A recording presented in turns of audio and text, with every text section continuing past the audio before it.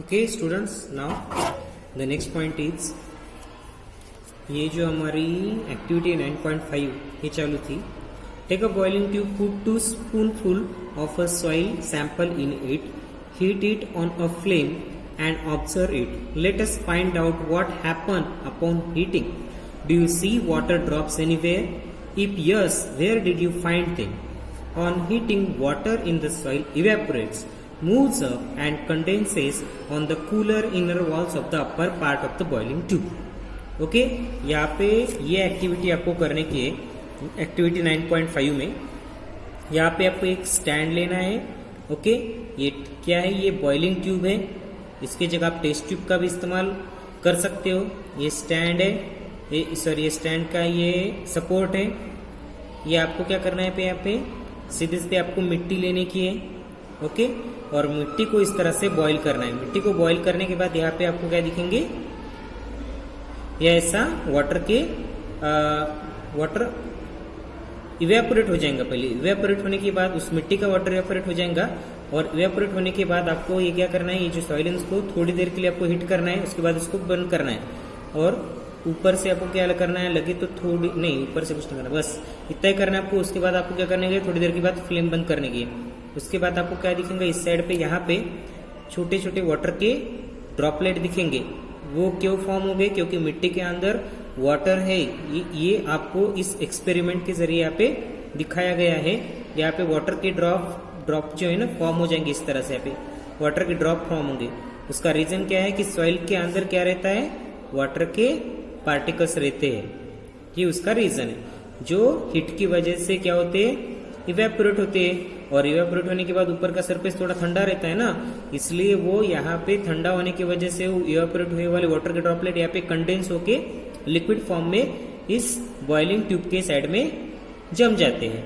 Okay, now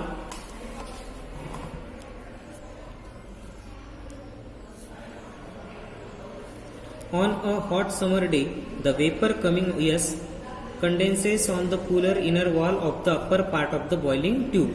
okay, ये मैंने आपको ऑलरेडी बता दिया कि वाटर के जो ड्रॉपलेट है ना वो इस तरह से यहाँ पे जम जाएंगे. ठीक है. Okay, now next, on heating, the water in the soil evaporates, moves up and condenses on the cooler inner walls of the upper part of the boiling tube. Yes, boiling tube के ऊपर वाली side में water के droplet जम जाएंगे. On a hot summer day, the vapour coming out of the soil reflect the sunlight and the air above the soil seems to shimmer. देखो, जो hot summer days में क्या होता है? जो मिट्टी के अंदर जो वाटर होता है ना वो इवेपोरेट हो जाता है. ठीक आहे. ते शेतातली जी माती असते त्याच्यात जे पाणी असते ते इवेपोरेट होते. इवेपोरेट होने की वजह से क्या होता है? वाटर ऊपर जाने लगता है, और ऊपर जाने के बाद, ठीक है, 1 minute, the vapour coming out of the soil reflect the sunlight. जो वेपर ऊपर आ रहे हैं ना वो क्या करते हैं? जो वाटर के वेपर ऊपर आ रहे हैं वो सनलाइट को रिफ्लेक्ट करते हैं, और इसके वजह से क्या होता है? Reflect the sunlight and the air above the soil seems to shimmer. तो सनलाइट रिफ्लेक्ट होने की वजह से वो जो पार्ट है वो शिमरिंग होने लगता है. जसं ते तुम्हाला शिमरिंग मीन्स व्हाट, ये इसके पहले वाली वीडियो में आपको मैंने बताया था. ठीक है, अभी फिर से नहीं रिपीट करूंगा मैं. After heating the soil, take it out of the tube. Heating करने के बाद उस सॉइल को निकाल दो ट्यूब से. Compare it with the soil which has not been heated. और फिर वो जो सैंपल आपने हीट किया था टेस्ट ये बॉइलिंग ट्यूब में, उसको और जो दूसरा सॉइल का सैंपल लो उसी जगह की मिट्टी का, जिस जगह से आपने पहली मिट्टी ली थी, उन दोनों has not been heated. Note the difference between the two soil. और दो सॉइल के बीच में क्या डिफरेंस है? एक तो टेस्ट ट्यूब में की सॉइल और दूसरी सॉइल जो सिंपल वाली उस जगह से दूसरी जो सॉइल है उसका, उसमें क्या डिफरेंस है वो आपको यहाँ पे लिखना है. एब्जॉर्प्शंस ऑफ वाटर बाय सॉइल. ठीक है, तो सॉइल किस तरह से वाटर को एब्जॉर्ब करती है? Do all the soils absorb water to the same extent. जो सभी सॉइल है वो सेम तरह से वाटर को एब्जॉर्ब करते हैं. Let us find out. Take a plastic funnel. एक प्लास्टिक की फनेल लेने की आपको. टेक अ फिल्टर पेपर और a piece of newspaper sheet. Fold and place it as shown in the figure. Weigh 50 gram of a dry powder soil and pour it into the funnel. Measure a certain amount of water in a measuring cylinder and pour it drop by drop on the soil. You can use a dropper for this purpose. Do not let all the water fall at one spot. Pour water all over the soil. Keep pouring water till the starts dripping. Subtract the amount of water left in the measuring cylinder from the amount you started with. This is the amount of water retained by the soil. Record your result in your notebook in the following manner.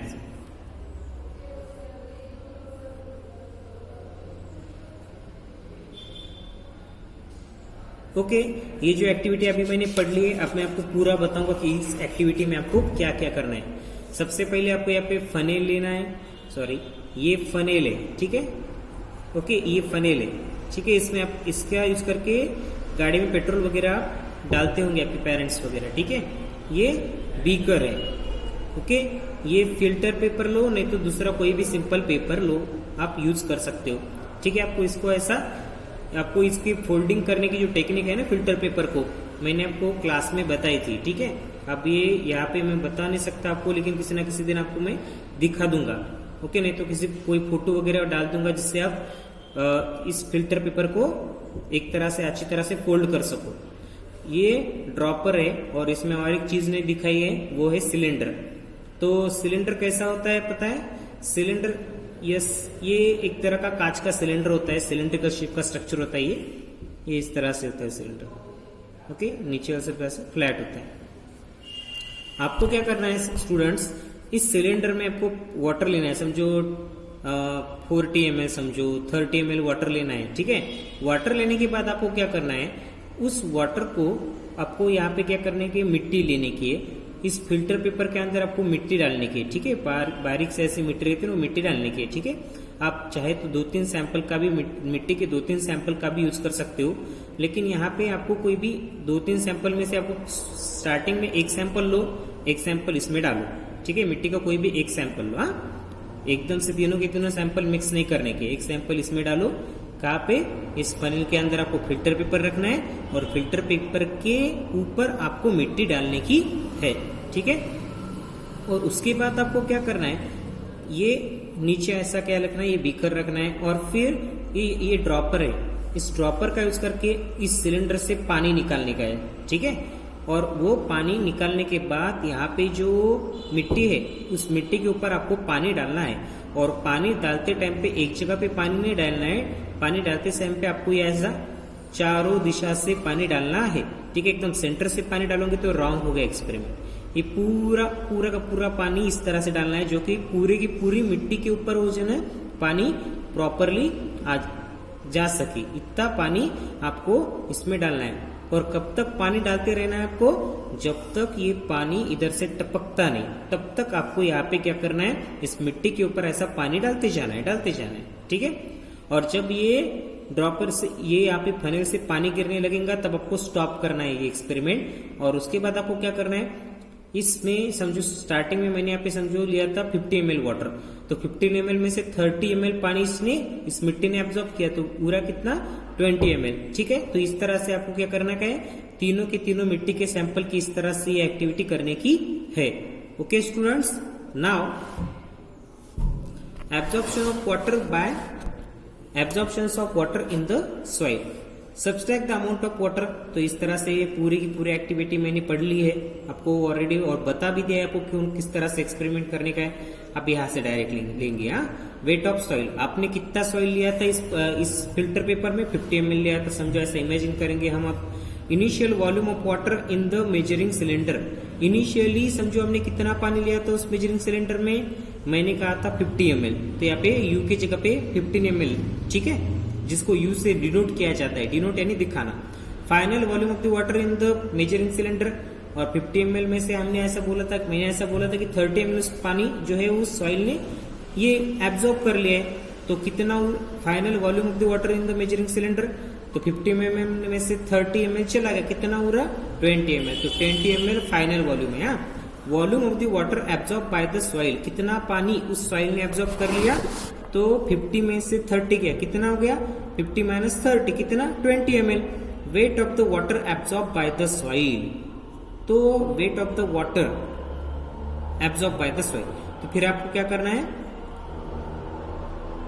कितना पानी, कितना ग्राम पानी उस soil ने absorb किया, ये आपको यहाँ पे काउंट करना है, ठीक है, ग्राम में।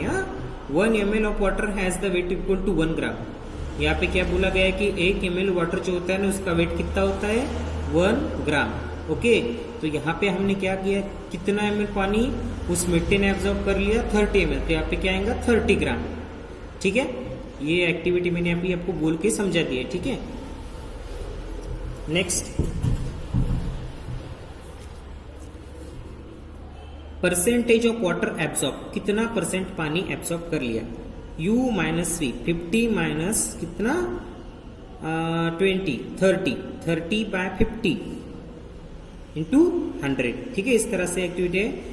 ओके स्टूडेंट, ये जो पार्ट है इसको मैं फिर से रिपीट करूंगा नेक्स्ट वीडियो में। Okay, now bye students.